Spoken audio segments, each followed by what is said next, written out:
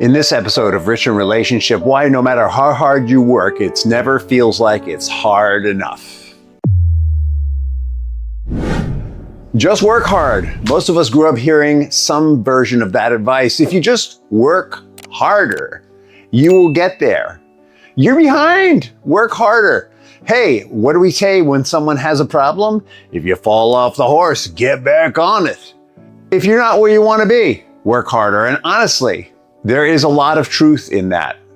I'm not saying that hard work doesn't matter. Hard work matters. Discipline matters. Commitment to your vision matters. Commitment to your life charter for your family matters. If you're not sure what that is, we need to talk.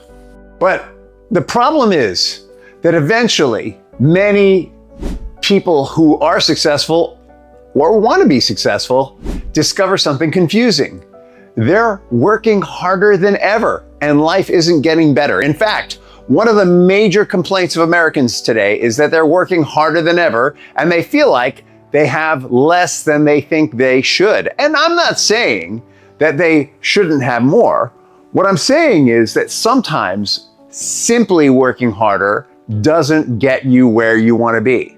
I worked with a couple. They worked hard together at home. They worked hard together at work. They were having more success. Their revenue was growing. Their family was growing. From the outside, everything looked great. They had a nice house, so they took expensive trips. They did that Disneyland thing pretty regularly. They had a nice car, but every conversation sounded the same. We just need to get through this quarter, or we just need to finish this project, or the kids just need to get through this grade. We just need to get wherever it is. Because no matter how far they got, they always needed to get further. For years, they lived on the promise that life would begin after the next milestone. And the problem was that every finish line became a new starting line, right? Because let's be real, right? We set a goal for ourselves. And as we get close to that goal, in order to keep moving forward, we create the next goal. The studies show that if you slow down when you're going towards your goal, the studies show that if you don't set the next goal, in fact, that you will slow down as you get close to the original goal. So we're always setting new goals further out. And we never quite feel like we're getting there. And we are always working harder. And every achievement creates new, bigger responsibility. And what happened for them was date night disappeared. Or if they did go on date night, they spent the night talking about what? Logistics. The logistics of managing the kids, the logistics of the business, you name it. They were focused on money and achievement and how to get there. And vacations, they were working vacations. They look forward to those trips to Disney because they could put the kids into Disney camp at night and do work while they were there. Friends slowly faded away and were replaced with people who liked what they had, but not who they were. I want you to hear that really closely. What kind of friends do you have in your life right now? Do they like who you are? Or do they like where you think you're going or where they think they're going? The children got older and they went to soccer camp, baseball camp, volleyball camp, and every imaginable after-school program for their own good. And that was the culture of their school system. That was the culture of all the families in that school system. They were all high achievers. They were all reaching for more. And they all had pretty much au pairs who took them to those things. But if we're honest, it also gave mom and dad more time to get work done. And despite all of their success, they felt increasingly frustrated. Not because they weren't winning, because the rewards never felt rewarding. It was never enough. And one day I asked them a simple question. When exactly does this life that you're working for begin? And there was silence like there is now. Because neither of them really had an answer. It kind of stopped them, honestly. Nobody had asked them, hey, when do you actually get to have the life you've been working for? Not the life of cars, nice houses, and good clothes. The life of values, family, principles, closeness, intimacy, time alone with each child individually. They had spent years building a business, but they had stopped focusing on the reason why they had the business. The business was there to build up their family. But instead, their family was being sacrificed to build up the business. And that's where many entrepreneurial couples find themselves today, working harder than ever, accomplishing more than ever on the outside, and yet somehow further away from the whole reason why they went into business together, to have more time together. But somehow they're further apart emotionally than when they first started working together. The business is bigger, the calendar is fuller, the responsibilities are heavier, and somehow the things they thought were working for seem further away than ever. And it's not just about money. Some of the most exhausted people I know aren't working for bigger houses or nicer cars. They're working for their families. They're working for their employees, right? They get hooked on, hey, my employees are like family to me. They're working for causes they believe in. I've told you some about how I did that myself. I've told you stories about how I did that myself. They're working for missions they care about deeply, which makes the trap even harder to recognize. In Rich in Relationship, we call this distinction hustle versus grind, right? Grind is when you are grinding away everything that's important to you to get something done. Hustle is when you are burning energy and forward motion to get where you really want to be. Hustle feels energizing. Grind is exhausting. So forgive me if you've heard this before, but it's a linchpin story in my life. Years ago, I owned and operated a business called Greener by Design. Our mission was sustainability. We were creating and designing rooftop gardens that were energy saving, that paid for themselves in the energy that they saved, that beautified the city, that helped the ecology. I believed deeply in what we were doing. I thought I had found my purpose in life.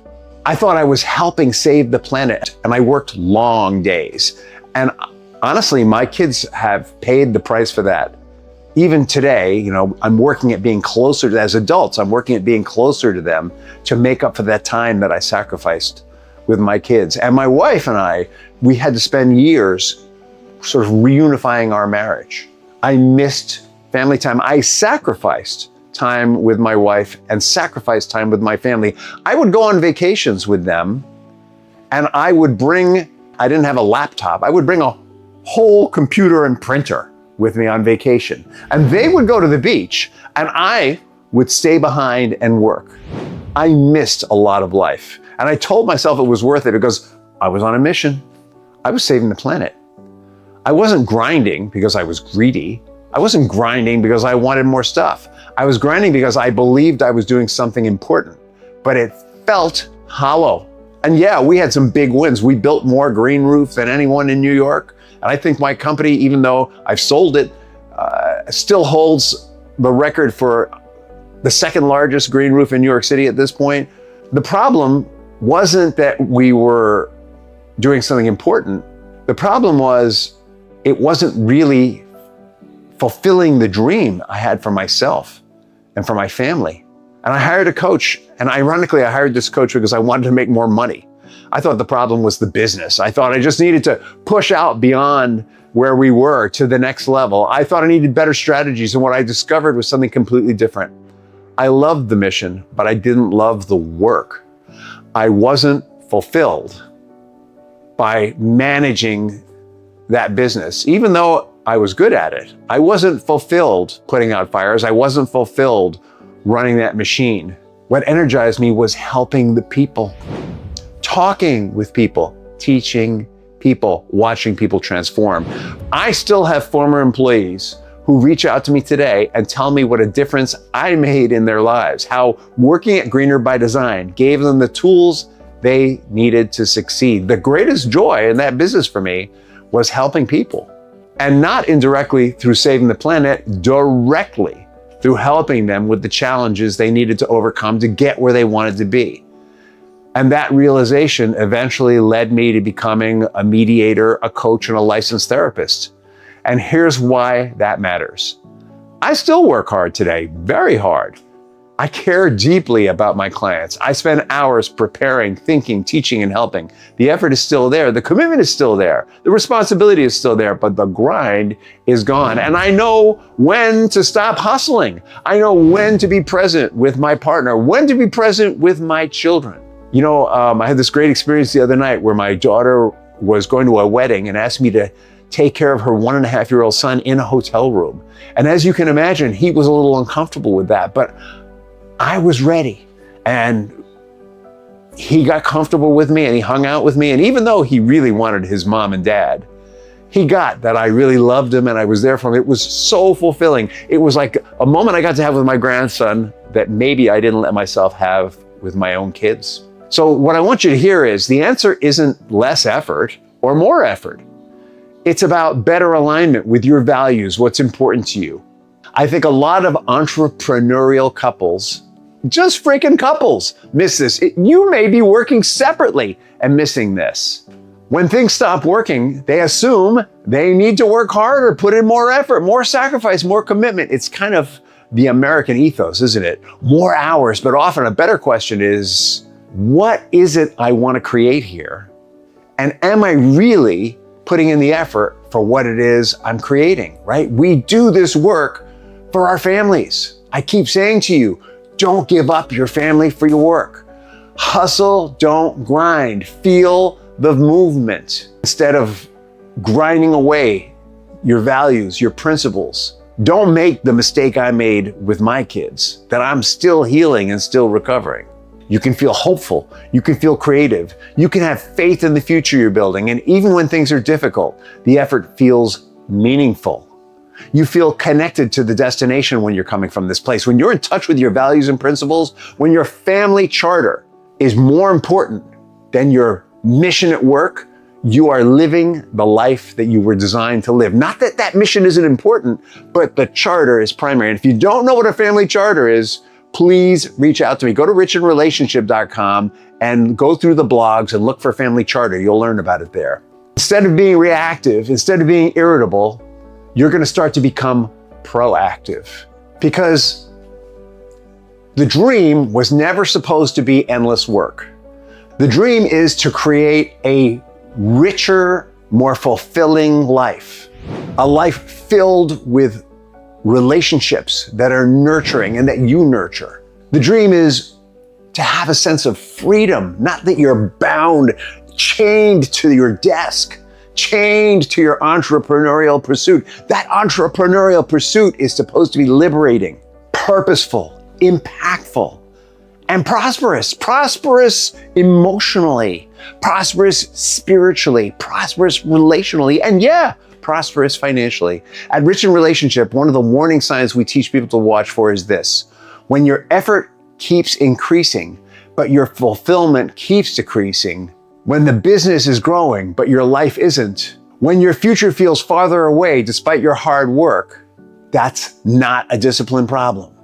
It's usually a sign that you've crossed the line from hustle into grind. So it's time to give up this approach to life where you're mad at yourself, mad at your partner, mad at your work, where you're exhausted, feel distance, where you've sacrificed is sacrificed. It's time to embrace a lifestyle that is fulfilling. The goal is to make sure your hard work is building the life you actually want. Because if your hard work is creating more energy, more connection, more purpose, more freedom, more impact on the people you love, not just the world, then you're hustling. But if your hard work is creating resentment, exhaustion, distance, if you feel like you're endlessly sacrificing and you can't even see that future that you want to arrive at, you're grinding. So before you tell yourself, just work harder one more time, ask yourself this: is my hard work building the life I want? Or is it postponing it? Because these are two very different games. One builds emotional and financial prosperity. The other consumes everything of value to you. If you like what you're hearing here, I want you to share it, subscribe, and comment. Let us know what topics you want to learn more about. Thank you for listening to Rich in Relationship. Have an amazing day and a fantastic tomorrow.